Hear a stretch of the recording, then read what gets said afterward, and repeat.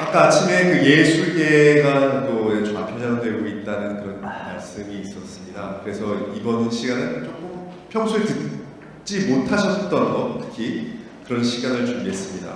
문화계가 좌파 헤게모니에 넘어와 있는데 그 가운데서 문화 전쟁을 치르고 있는 투사가 계십니다. 사진작가 쉰스터입니다. 쉰스터의 문화전쟁 101. 과연 쉰스터 작가님은 어떤 전쟁을 치르고 계시는지 박수로 맞이해 주십시오.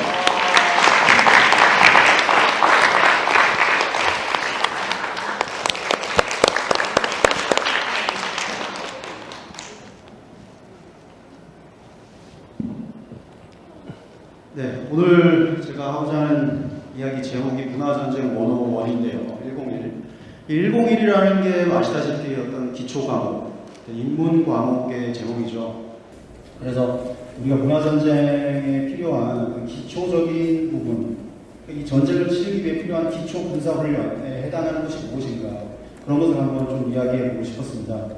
문화전쟁이라 그러면 우리가 일반적으로 어떤 좌편향된 이런 문화, 예술 집단이 좌편향된 문화 컨텐츠를 만들어서 세상에 퍼뜨리고, 우리 우파는 이제 그런 거에 대해서 비판을 하고 대응을 하고, 또 우파적인 그런 보수적인 메시지가 담긴 우리도 영화를 만들자, 이런 컨텐츠의 어떤 격돌, 이렇게 생각을 해요. 물론 이것도 굉장히 중요합니다. 이것도 굉장히 중요한데, 이건 일단 현상적인 최종 현상 단계에서의 전쟁이고, 정말 본질적인 부분을 한번 보자는 거죠. 그래서 제가 먼저 명확히 하고 싶은 것은, 저도 문화전쟁이라는 문화에 대한 이야기를 하고자 나왔지만 핵심은 보수주의라는 겁니다. 저 또한 보수주의가 무엇인가라는 질문에 대해서 한번 답해보고자 하는 겁니다. 단지 문화라는 차원에서 보수주의가 무엇인가,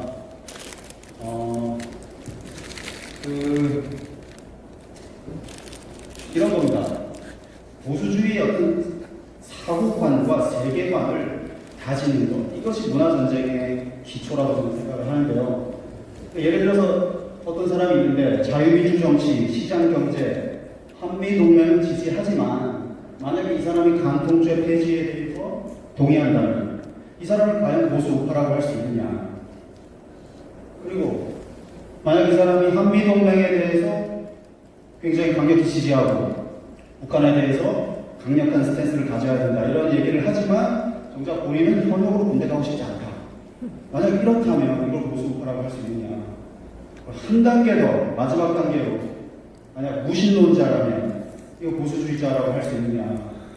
야, 이거 보수주의가 뭐 종교의 자유도 없나? 이렇게 생각하실 수도 있을 것 같아요. 제가 종교의 자유를 건드리는 게 아니고요. 보수주의라는 이 가치관의 어떤 하나의 수직적인 시스템을 세우기 위해서 저 위에 정치, 경제, 안보, 저 세 영역에서만 보수의 가치를 세울 수 있느냐는 거죠. 이 나머지 세 개는 문화의 영역입니다. 저건 법으로 강제할 수 있는 부분이 아니에요. 그래서 저거는 개인의 자유와 양심으로 우리가 알아서 분별해서 실천해야 되는 영역입니다. 특히 간통죄 같은 거 보세요. 옛날에 저것은 법으로 다스렸지만 이제는 문화예요. 그죠? 예. 근데 내가 보수 우파인데 뭐 간통죄 그런 거는 개인의 문제 아닌가? 그냥 사생활이잖아. 만약 이렇게 생각한다면 이거는 굉장히 리버럴하게 들리지 않나요? 그죠? 그래서 위의 것은 법, 제도, 행정, 정책적으로 집행할 수 있는 겁니다. 비교적 어떻게 보면 심플할 수도 있어요. 선거를 이기면 우리가 집행할 수 있는 거죠. 물론 선거를 이기는 게 만만치 않은 거지만, 근데 이 밑에 거는 정말 개인이 알아서 해야 되는 거예요. 그죠? 개인이 갖고 있는 자유, 그 다음 양심으로 알아서 판단해서 해야 되는 거기 때문에 저런 게 진짜 어려운 거죠. 그리고 저런 것들을 우리가 간과한 상태에서 문화전쟁을 한다? 저게 진짜 문화전쟁이라고요. 저게 진짜. 그런 얘기를 해보고자 하는 겁니다. 개인적인 얘기인데 저는 굉장히 짜증나는 말을 듣는 게 이제 이런 거예요. 누가 저한테 그래요. 예술가예요? 그러면 좌파겠네.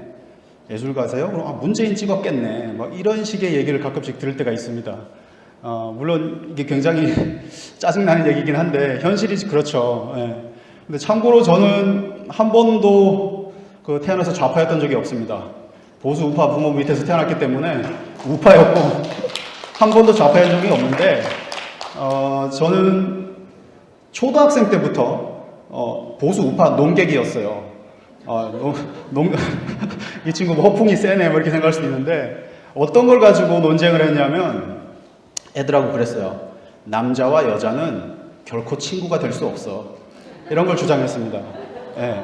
보통 상대방이 여학생이겠죠. 여학생한테 그랬어요. 야, 나중에 우리가 커서 내가 다른 여자랑 결혼하고 너가 다른 남자랑 결혼하면 우린 더 이상 친구할 수 없어. 우린 더 이상 그때는 이제 만날 수 없어. 이렇게 주장을 했습니다. 그러면 그 여학생들이나 이런 애들이 이제 야, 넌 생각이 너무 이상해. 넌 진짜 잘못됐어. 막 이렇게 이제 반박을 했겠죠. 예. 그래도 꿋꿋이 주장했습니다. 네가 몰라서 그래. 나중에 커봐. 분명히 내 말이 맞은 거 네가 알 거야. 이렇게 저도 주장을 했는데 여러분 어떻게 생각하십니까? 남자 여자가 친구할 수 없다는 거 정도는 이건 알아야 보수 우파입니다. 그죠? 근데 요즘은 진짜요.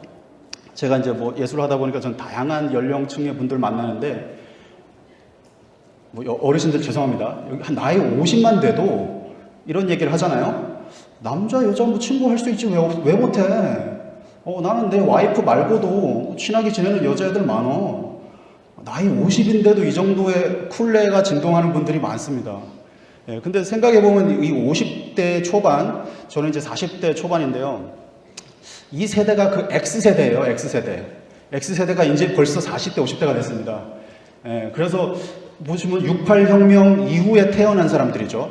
68혁명 이후에 태어나서 이 세상에 좌파적인 이런 문화 정서가 퍼진 것을 흡수했던 그 세대가 40대, 50대가 됐어요. 예, 나이 50인데도 남자, 여자가 친구할 수 있냐, 없냐, 이거 몰라요. 예, 50이면 여러분 지천명이죠, 지천명. 하늘의 뜻을 아는 나이가 50입니다. 근데 부럽도 안 되는 것 같은 그런 분들 많습니다. 이게 지금 하나의 문화적인 부분이라는 거예요. 예, 보수 우파라면 이 정도는 알아야 됩니다. 근데 보수 우파는 이렇게 듣고 보면 뭔가 부정적으로 보여요. 그죠? 남자, 여자 친구 하겠다는데 안 돼. 안 돼. 왜 안 된다는 거죠? 그 남자, 여자가 친구했을 때 최종 단계까지를 이미 상정하는 거예요. 그죠? 최악의 단계. 남자, 여자가 친구를 하면 진짜 잘못하면 최악의 단계 그거죠. 그죠? 불륜과 간통 이런 게 일어날 수 있는 거죠. 아니, 처음부터 왜 최악의 단계를 얘기를 해? 그죠? 이게 보수 우파의 멘탈이에요. 근데 반면에 좌파는 굉장히 긍정적이고 밝게 느껴져요. 좋은 것만 보거든요. 그죠? 처음부터 최선만을 상상합니다. 좌파는. 보수는 반면에 최악까지도 상정합니다. 예, 이게 부정적으로 보일지 모르지만 사실은 이게 더 겸손한 거예요. 왜 그럴까요?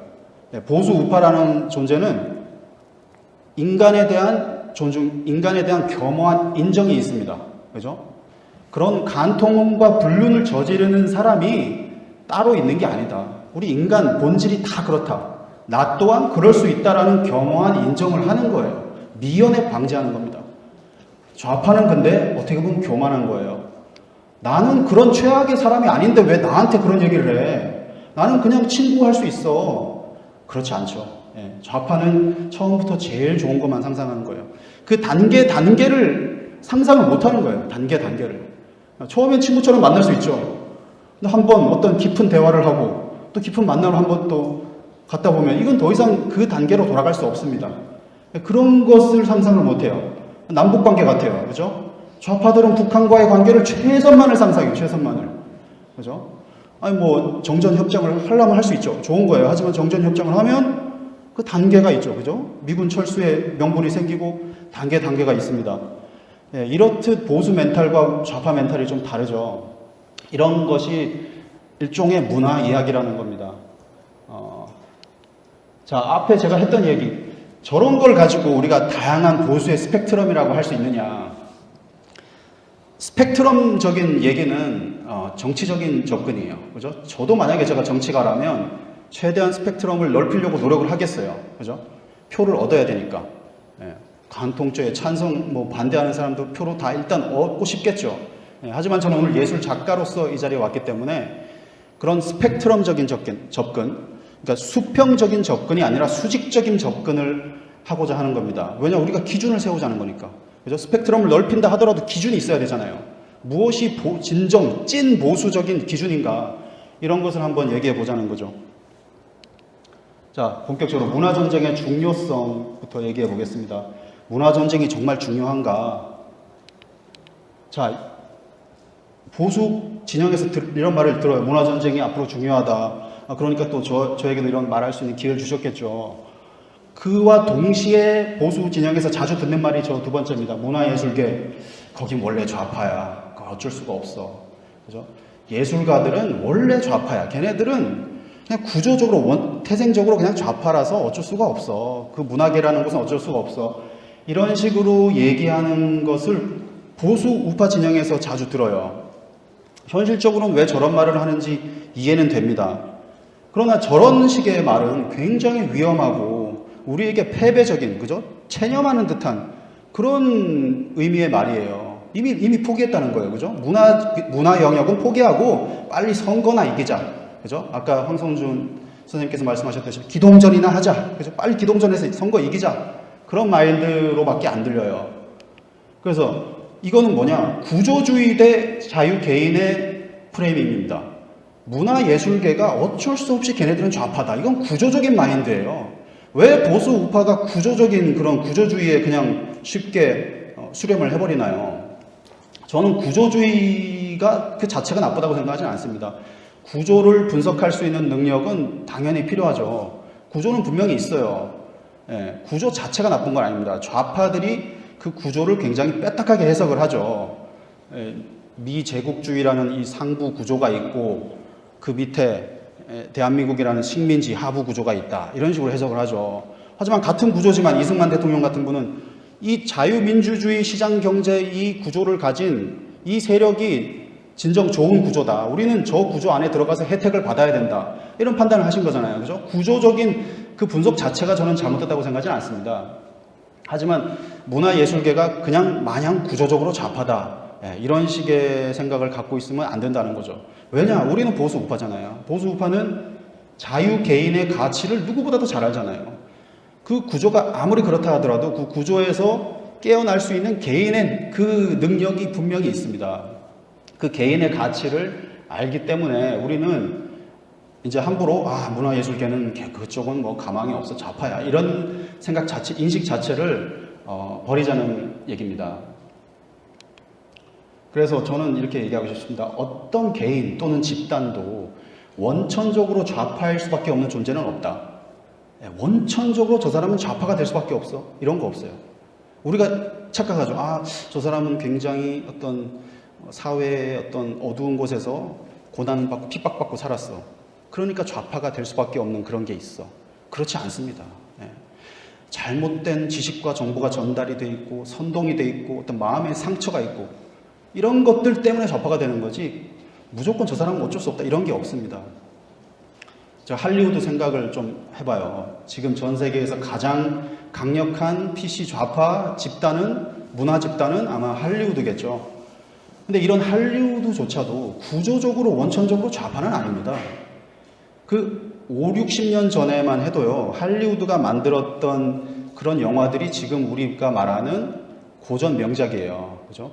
저는 그 시대 영화 정말 좋아하는데 조지 스티븐스 감독 영화 좋아합니다. 혹시 아시는지 모르겠지만 쉐인, 젊은이의 양지, 자이언트 이런 거 만들었습니다. 그 자이언트를 저는 개인적으로 정말 좋아하는데 특히 젊은이의 양지 같은 영화는 정말 그 완성도가 뭐 지금 나오는 영화랑 비교해도 차이가 없습니다. 더 세련되고 아름답습니다.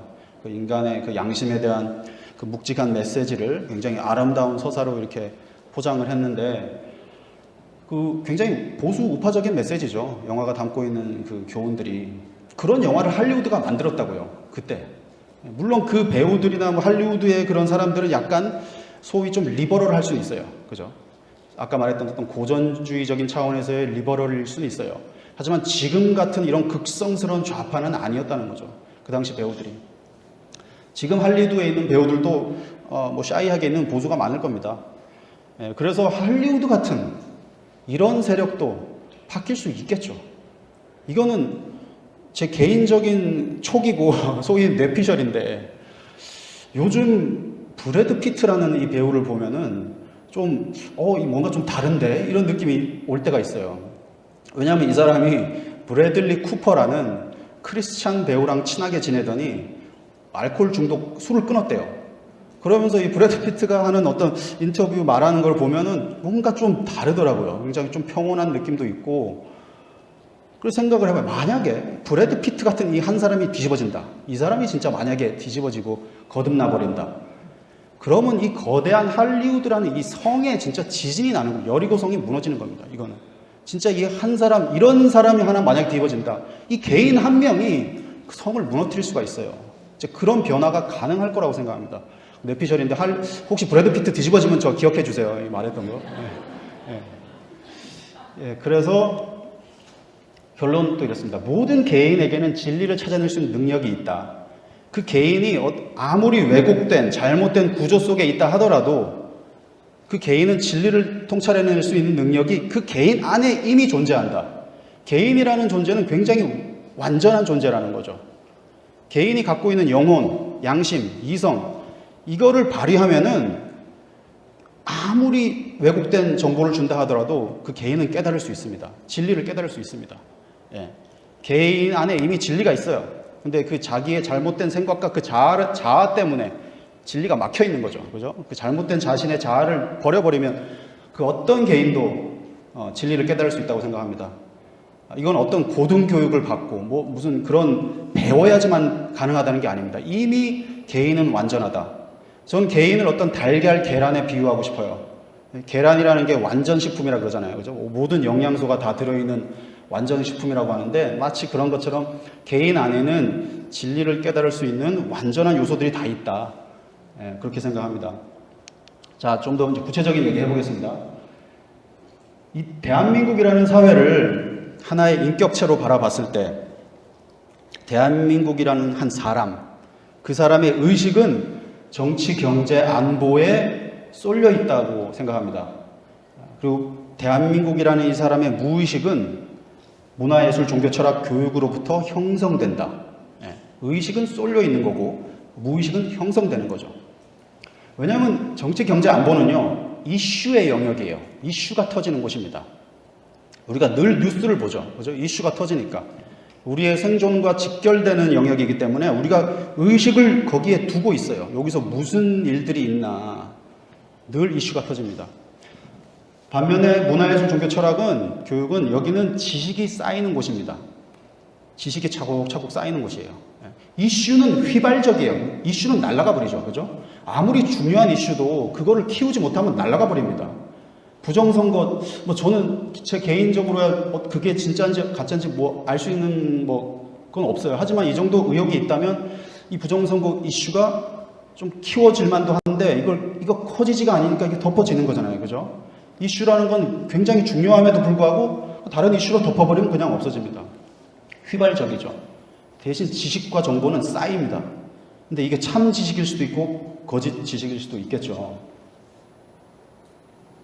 그래서 위에 정치, 경제, 안보는 기동전의 영역이고 문화예술, 종교, 철학, 교육은 진지전의 영역이다. 진지전이라는 것은 대한민국의 무의식을 다지는 그런 일이다. 보시다시피 이 빙산의 비유를 하지만 수면 밑의 영역이 훨씬 더 크고 훨씬 더 영향력이 있죠. 보이지 않는 영역이지만 저게 훨씬 더 큰데 저렇게 안 보는 거예요. 그죠? 저 위에 저 캡스톤에 해당하는 저 영역이 화려하죠. 그죠? 기동전이 화려한 곳이잖아요. 그죠? 마지막 최종 승리, 그죠? 이름을 떨치는 곳이기 때문에 아까 황 선생님께서도 말씀하셨지만 저기에 아무래도 집중이 돼 있죠. 보수 우파는 또 권력을 잃어버린 지 얼마 안 됐기 때문에 많이 또 약오르고 좀 조바심 나 있는 그런 상태인 것 같아요. 근데 저 밑에, 수면 밑에 영역을 완성하지 못하면 굉장히 취약하게 된다. 저 무의식의 영역 중에서 문화예술만의 또 특징을 얘기를 하자면 종교, 철학, 교육에 비해서 상대적으로 더 무의식적인 영역이라는 거죠. 저 안에서도 상대적으로 의식적인 것이 있고 무의식적인 것이 있는데 종교, 철학, 교육은 우리가 텍스트를 통해서 지식을 전달받죠. 그죠? 말과 글을 통해서 배우는 거기 때문에 상대적으로 의식적입니다. 그죠? 말과 글이라는 것은 내가 머리로 이성적으로 들어보고 아니다 싶으면 그래도 이렇게 쳐낼 수가 있어요.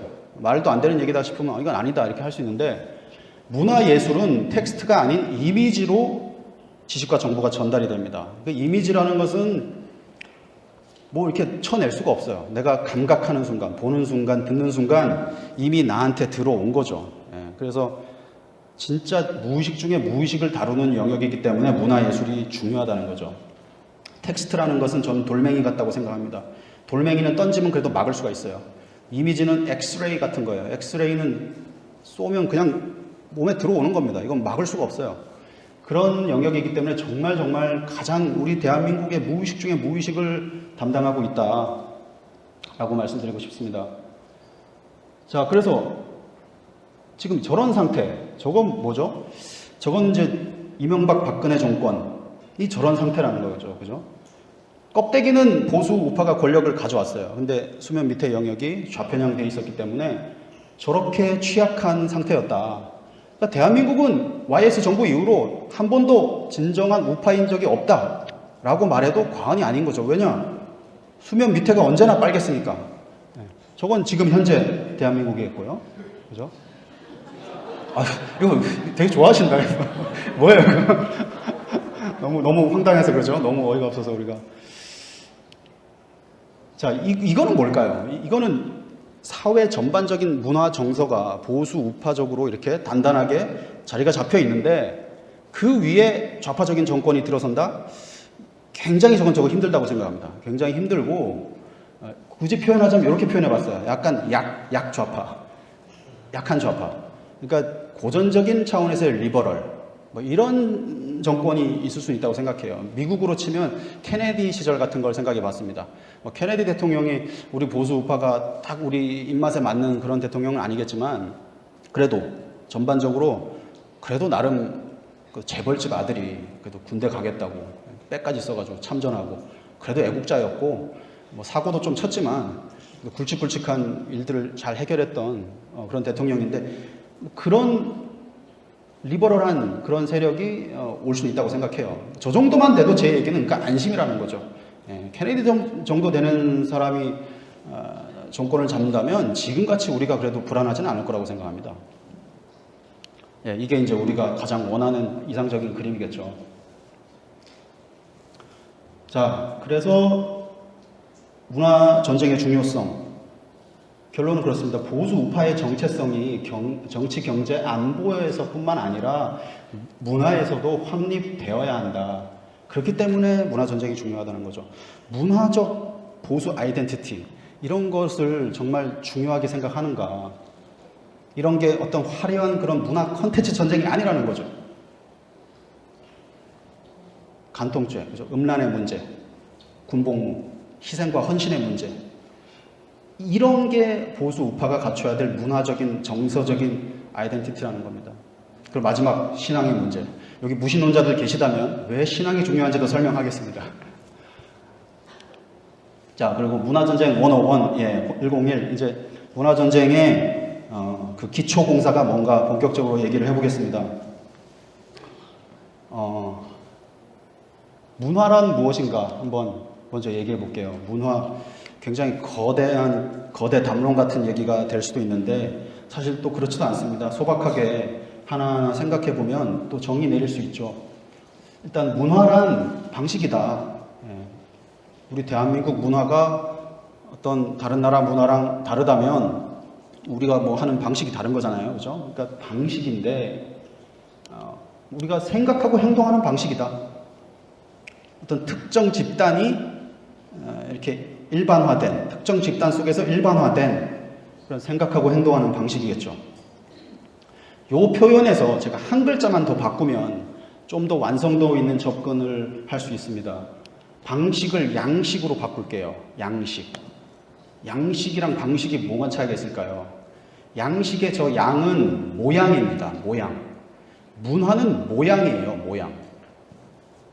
방식이라는 것은 모양으로 형상화되지 않은 상태예요. 방식은 추상적인 개념입니다. 근데 이 방식이 어떤 형태화될 때 그걸 양식이라고 할 수 있겠죠. 마치 영혼이 육신을 입는 것처럼, 그죠? 방식이 영혼이고 양식이 영혼이 육신에 들어간 그런 상태라고 볼 수 있겠죠. 그래서 문화는 모양이에요. 이게 참 뭐 좋다면 좋을 수도 있고 뭐 나쁠 수도 있는 게 인간이 원래 그렇습니다. 인간은 모양에 반응을 합니다. 어쩔 수가 없어요. 그죠? 인간은 그놈의 외모 엄청 따집니다. 그죠? 외모, 어떤 모양, 이런 거 배운 사람이나 안 배운 사람이나 이거 어쩔 수 없습니다. 인간의 본질입니다. 모양에 반응합니다. 모양의 노예예요, 노예. 그죠? 우리 연예인의 노예잖아요. 연예인이 뭐예요? 모양 장사예요. 그죠? 연예인들은 어떤 이 무대에서 모양을 보여주는 거예요. 자신의 외모일 수도 있고, 뭐 어떤 뭐 멋있는 뭐 동작 뭐 이런 걸 수도 있고, 그죠? 그 모양에 미쳐 있는 거예요, 사람들은. 근데 이거 어쩔 수가 없습니다. 사람은 모양에 반응을 해요. 그래서 문화전쟁이란 잘못된 모양을 바로잡는 거라고 간단하게 한번 정리해 봤습니다. 그러면 제가 문화전쟁 101, 101이라고 했는데 가장 먼저 기본적으로 잡아야 될 모양이 뭔가, 무슨 모양부터 바로 잡아야 될까요? 우리 문화에서 어떤 모양부터? 문화의 기본은 의식주라고 그러는데 이런 의복의 모양을 바로 잡는 게 보수 우파의 뭐 기본일까요? 그건 아니겠죠. 그죠? 뭐 음식 문화, 우리가 뭐 음식을 바꿔야지 보수적으로 될까요? 그건 아니겠죠. 우리 주거 공간, 이런 건축 양식을 뭐 바꾸고 이런 건 아니겠죠. 가장 중요한 모양이 뭘까 생각을 해봤는데 저는 말의 모양이라고 생각합니다. 우리가 하는 말의 모양. 바르고 고운 말 하자. 뭐 이런 얘기는 아니겠죠. 그죠? 예, 그거보다 조금 재밌는 얘기겠죠. 그죠? 예, 말의 모양. 말의 모양이 뭘까요? 말을 어떤 모양을 내서 하는 거예요. 그죠? 그게 바로 레토릭입니다. 레토릭이라는 것은 뭐예요? 수사라 그러죠. 수사. 예, 우리가 정치적 수사, 외교적 수사 뭐 이런 표현을 하는데 그런 뭐 정치, 외교 뭐 이런 거창한 분야에서만 쓰이는 게 아니라 우리 일상생활 속에서 쩔어 있는 그런 레토릭들, 그런 모양의 말들. 왜 제가 모양이라고 그러냐면 이 말들은요, 그 말 안에 그 어떠한 진실성도 담보되어 있지 않습니다. 그냥 모양만 내는 거예요. 수사라는 건 모양이에요. 우리말로 하면 말빨이에요. 말빨. 여러분, 말빨이라는 것은 모양을 내는 거예요. 말의 모양을 아주 입히는 겁니다. 멋있게, 설득력 있게, 그죠? 뭐 감동적으로. 그런 게 바로 레토릭이죠. 자기는 왜 나를 좋아해? 나는 그냥 좋으니까 좋아. 너를 좋아하는데 이유는 없어. 좋으니까 좋은 거야. 방금 이게 레토릭이에요. 그죠? 이런 게 말빨이에요. 그죠? 전혀 진실성이 없습니다. 좋아하는데 왜 이유가 없어요. 그죠? 뭐 머리부터 발끝까지 다 사람 스캔합니다. 그죠? 다 이유가 있어요. 근데 이유가 없대. 좋아하는데. 어떤 그 PC 좌파적인 시인께서 이런 말을 만들었는지 모르겠지만 하여튼 뭐 그럴싸한 말입니다. 그죠? 예. 근데 뭐 연인들끼리 둘이서 그런 말을 하든 말든 상관이 없어요. 근데 우리 사회에 정말 중요한 가치를 세우는 데 있어서도 그런 레토릭들이 작용을 한다는 거죠. 이미 깔려 있다는 거죠. 뭐 이런 것들입니다. 이 세상에 절대적인 것은 없어. 모든 것은 다 상대적으로 변하는 거야. 더 좋고 나쁘고가 아니라 각자 취향이 다른 거야. 뭐 틀린 것이 아니라 다른 거야. 그죠? 정답이란 없어. 각자를 생각을 존중하는 것이 중요해. 뭐 이런 식의 말들. 여러분 일상생활 속에서 뭐 누군가와 대화를 하거나 약간의 어떤 논쟁을 할 때 저런 말들을 그냥 섣불리 쓰셨다면 죄송하지만 여러분 보수 우파로서의 사고관이 약한 거예요. 네.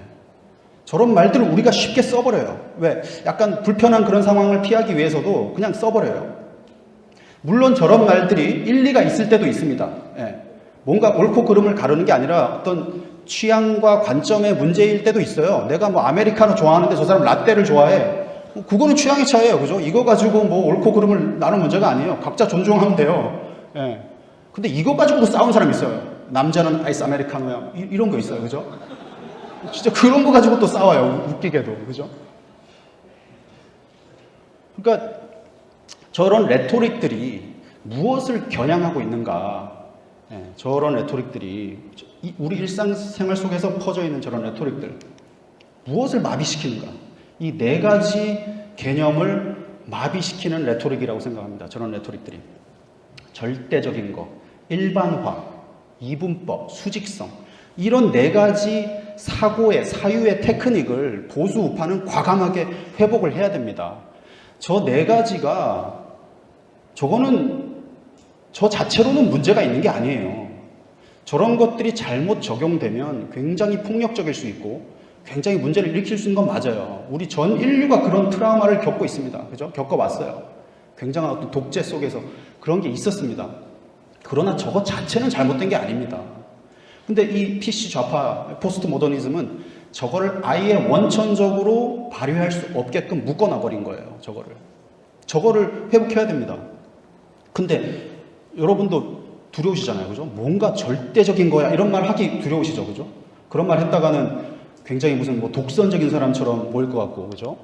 그래서 하나하나 보겠습니다. 절대성. 이런 표현들이죠. 이 세상에 절대적인 것은 없어. 객관적인 진실은 없어. 이런 얘기들이죠. 그죠? 이 세상에 절대적인 것이 없습니까? 꽤 많죠. 무엇이 절대적인가 이런 거 한번 우리가 고민해서 생각해 놔야 돼요. 생명이 절대적입니다. 생명은 왜 절대적일까요? 뭐 한 번 죽으면 다시 못 사니까 그것도 맞습니다. 그것도 맞는데 인간이 인위적으로 생명을 절대로 만들어낼 수 없습니다. 인간은요 앞으로 뭐 5,000년, 10,000년이 지나도 무슨 과학 실험을 해도 절대로 생명을 만들어낼 수 없다는 거에 제 모든 걸 걸겠습니다. 그거는 너무나 당연한 이치예요. 여러분 정말 보수 우파시라면 그런 이치를 직관적으로 알아야 됩니다. 인간은 결코 생명을 만들어낼 수 없습니다. 무슨 열을 가하고 전기를 가하고 뭐 압력을 가해서 뭐 지지고 볶아도 안 됩니다. 절대로 안 됩니다.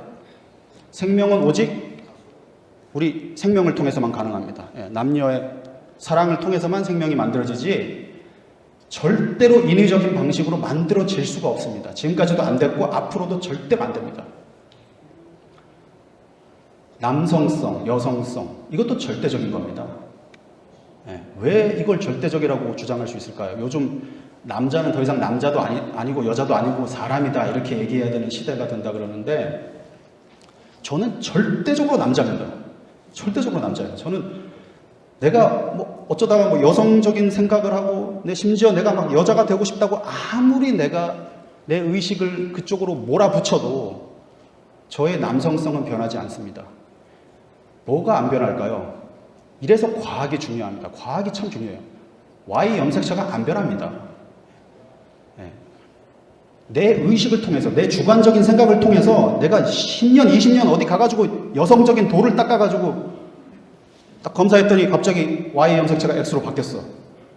그러면 진짜 남성성은 이거는 상대적인 겁니다. 절대적인 게 아니에요.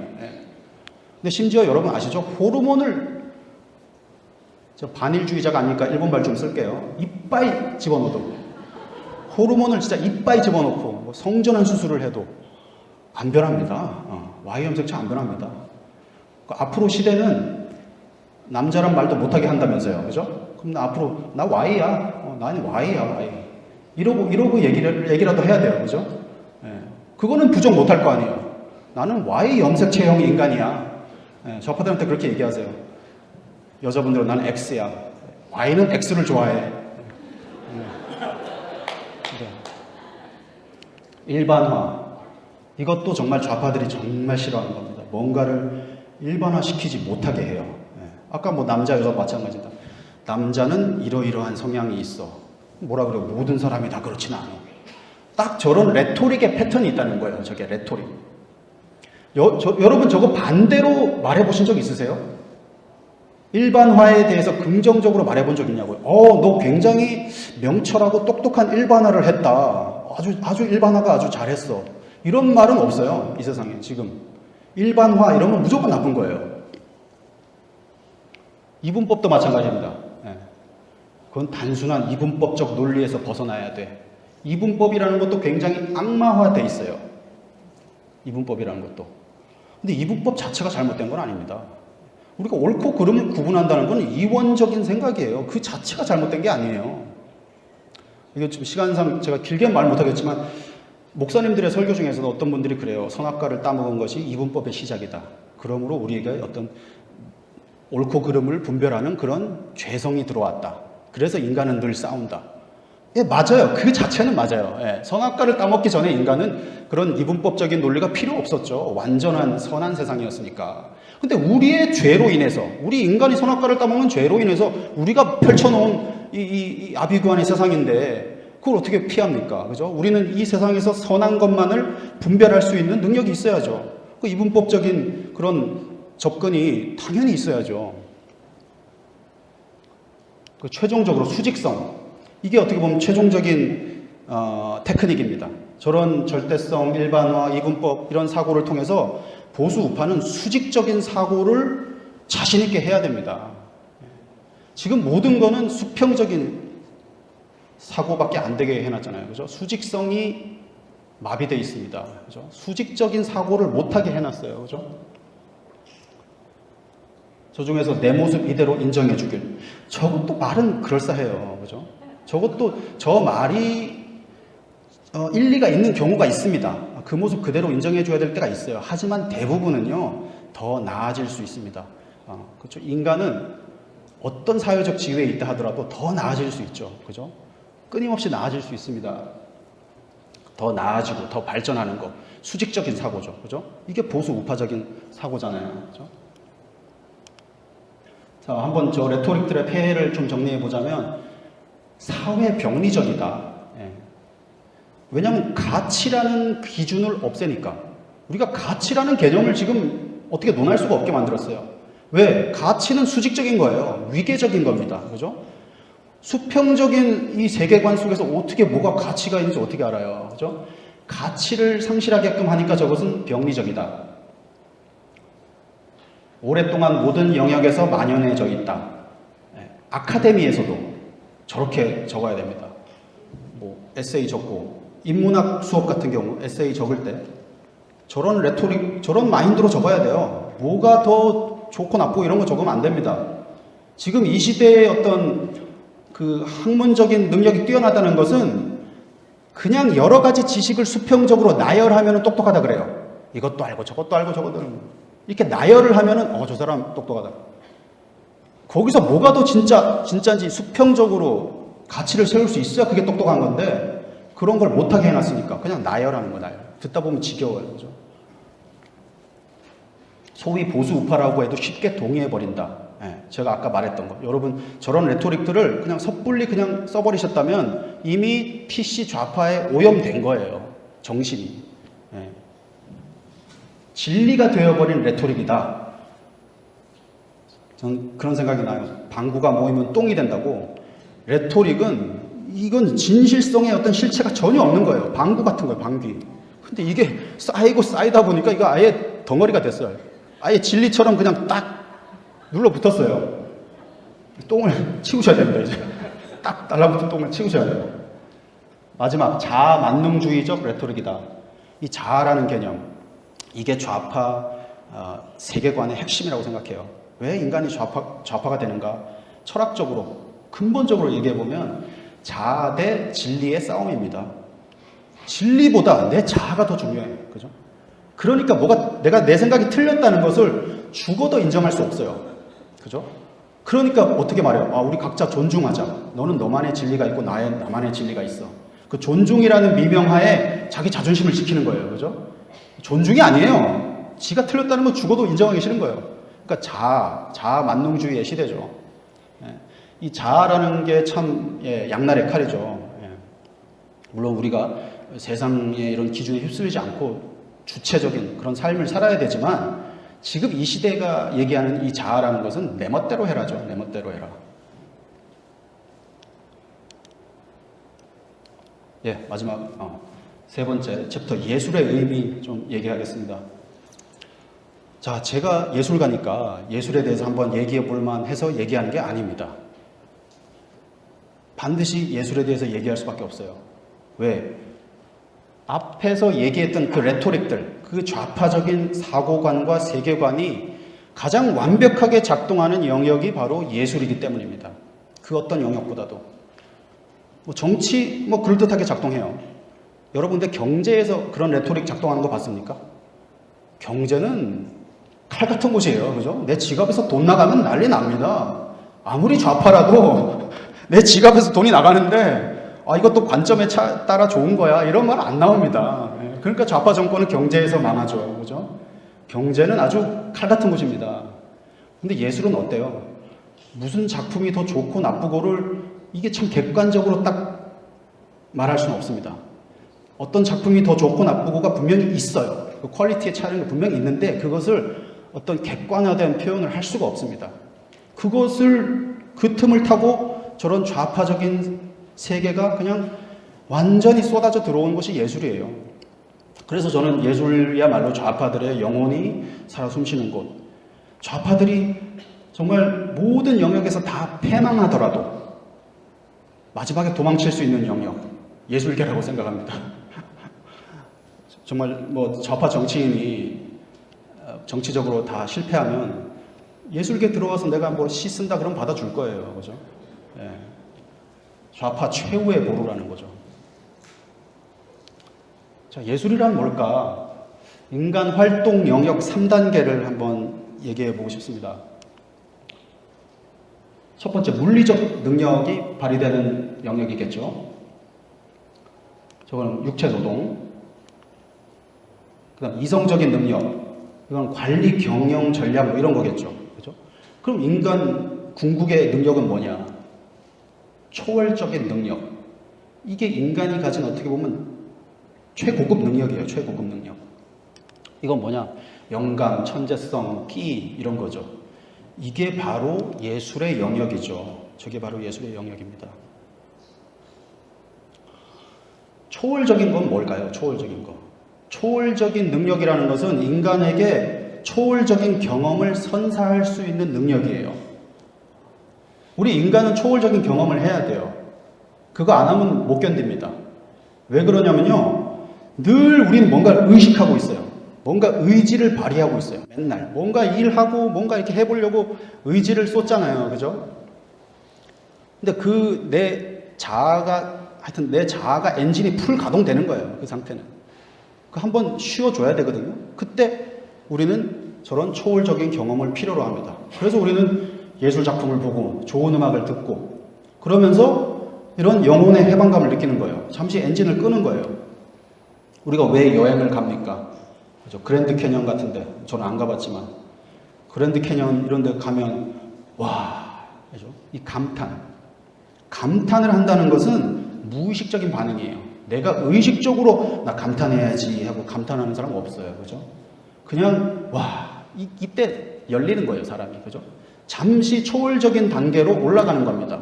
넋을 놓는 거예요. 그죠? 넋을 놔야 돼요. 넋을 붙들고 있으면 사람이 어떻게 초월합니까? 그죠? 인간이 그렇게 맨날 의지를 발휘하고 뭔가 하려고 하는데도 불구하고 뭔가 이렇게 멋진 거를 보면 거기에 넋이 나갑니다. 그게 예술의 힘이에요. 예술의 힘은 인간의 넋을 나가게 하는 거예요. 그죠? 그런데 이런 초월적인 영역의 진정한 근원, 진정한 주체자는 바로 신입니다. 신이에요. 이 신성에 대한 개념이 이걸 이해하지 못하면 인간 능력 3단계에 대한 이해가 안 되는 거예요. 우리가 가수들의 퍼포먼스를 볼 때 신들린 듯한 퍼포먼스라 그러죠. 그죠? 신이 함께 하는 거예요. 그죠? 신명나게 논다. 그 신이 함께 해야지만 그런 초월적인 능력이 발휘가 됩니다. 춤을 잘 춘다고 해서 뭐 교과서적으로 동작 하나하나를 정확하게 이렇게 다 외워서 정확하게 했다고 해서 그게 감동적이지 않습니다. 그죠? 동작이 조금 틀릴지라도 그 가수가, 퍼포머가 정말 혼신의 그 에너지를 거기다 쏟아 넣을 때 우리는 보고 감탄합니다. 와, 이렇게 하는 거죠. 그죠? 그게 바로 초월적인 능력인데 그 능력이 발휘되려면 신성을 온몸으로 받아들여야 됩니다. 근데 좌파, 우파를 비교해보면 좌파는 신성이 없어요. 그죠? 궁극적인 단계에서 얘기하는 겁니다. 좌파분들 중에서 교회 다니는 분도 있다 이렇게 반박하지 마시고요. 그거는 이제 스펙트럼적인 얘기예요. 이거는 수직적인 차원에서 좌파의 궁극적인 단계를 보면은 좌파는 결국은 신을 부정해야 되잖아요. 그죠? 좌파가 원하는 그 세상을 만들려면 신을 넘어서야 되기 때문에 좌파의 저 예술 영역에는 신이 결여되어 있는 거예요. 그죠? 그러니까 좌파는 늘 예술에 미쳐 있는 거예요. 어떻게 보면 예술 되게 좋아합니다. 좌파들이. 왜 그렇죠? 초월적인 경험을 해야 되는데 신성이 없다면 남은 건 예술밖에 없잖아요. 그죠? 그러니까 좌파들은 뮤지컬 보고 영화 보고 뭐 이런 거에 굉장히 큰 가치를 둡니다. 하지만 저 초월적인 영역은 신성, 마치 저거는 바퀴 안에 축 같은 거예요. 축이 빠지면 굉장히 위험한 겁니다. 저런 영역에서 활동을 하는데 신성에 대한 이해가 제대로 없다.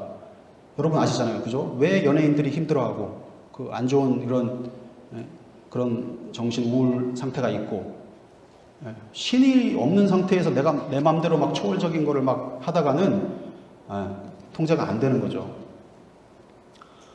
그래서 저렇게 이 좌파 우파 비교를 할 수 있는데 제가 여기서 하나 더 추가하고 싶은 것이 정말 우파적인 세계관에서는 예술보다도 신성에 더 가까운 것이 있습니다. 그게 바로 노동입니다. 노동을 통해서 우리 인간은 초월적인 경험을 할 수 있습니다. 신성에 가까이 갈 수 있습니다. 어떤 식의 노동이냐면 내가 막 뭐 성공하려고 막 그렇게 스트레스 받아가면서 하는 노동이 아니라 늘 감사함과 기쁨으로 내 일터에 나가는 그런 노동, 늘 열심히 하는 그 일을 정말 내 천직으로 여기고 늘 열심히 살아가는 그런 정말 보수 우파적인 그런 모습, 그런 노동을 통해서 사람은 초월적인 경험을 합니다. 그런 것들을 우리는 생활의 달인에서 볼 수가 있죠. 생활의 달인에 나온 사람들은 이 사람이 아닙니다. 그죠? 이미 초월적인 단계에 가 있어요. 그죠? 물건을 탁탁 또 이게 탁탁탁 신이라고 말하면 신성모독이고 그죠? 신적 경지에 올라 있는 거죠. 그죠? 그 일터에서 일하는 게 이미 자기 자신의 자아와 그 일이 혼연일체 돼 가지고 그냥 돌아가는 거예요. 그죠? 초월적인 일을 하는 거예요. 좌파들은 이런 거에 대해서 좀 뺐다가게 얘기하겠죠. 저게 무슨 인생이야. 인간이 막 기계같이 기계화돼가지고 인간성을 잃어버렸네. 아니거든요. 뮤지컬, 영화 이런 거 안 봐도 평생 그렇게 열심히 그 노동을 한 사람들 앞에 서면은 기가 눌립니다. 격이 떨어져요. 그 사람 앞에서. 뭐 내가 문화예술 뭐 이런 거 좀 안다고 해서 그런 사람들 앞에 가서 함부로 얘기할 수 없습니다. 그 사람들의 내공을 마주치면은 기가 눌립니다. 그래서 노동이라는 것이 어떻게 보면 정말 우리 보수 우파적인 관점에서는 예술보다도 조금 더 신성에 가까운 그런 초월적인 활동이다. 그래도 여기서 짚고 넘어가야 될 것은 결국 신성에 닿아야 된다는 거죠. 결국은. 저 노동 또한 신성에 대한 이해가 없이 노동만 하다 보면은 그런 거 있잖아요. 좀 이렇게 막 열심히 사시긴 했는데 좀 찌들어 있는 그런 분들. 뭐 그런 느낌이랄까요? 결국은 신성에 닿아야 됩니다. 노동만으로 내가 신성하고 어떤 초월적인 삶을 살았다라고 말하기에는 그것도 부족하죠. 역으로 말하면요, 정말 신성이란 걸 온전히 다 품은 사람은 그렇게 쎄빠지게 노동할 필요도 없어요. 정말 인생이 그냥 뚫립니다. 그냥 아시잖아요, 그죠? 자, 이제 시간이 거의 다 됐는데, 지금 결론은 그렇습니다. 소박한 결론입니다. 보수주의 문화전쟁, 보수주의라는 것은 우리 개인의 삶에서부터 해내야 된다. 이것이 안 되는데 세련된 어떤 문화 컨텐츠 전쟁 능력이 발휘가 안 된다. 보수가 무너진 게요, 그런 문화 컨텐츠가 없어서 무너진 게 아니에요. 사실 그런 건 어떻게 보면 보수 우파다운 것은 아니에요. 물론 제가 응원합니다. 그런 거 필요하고 만들어야 되는데 핵심은 그게 아니라는 거죠.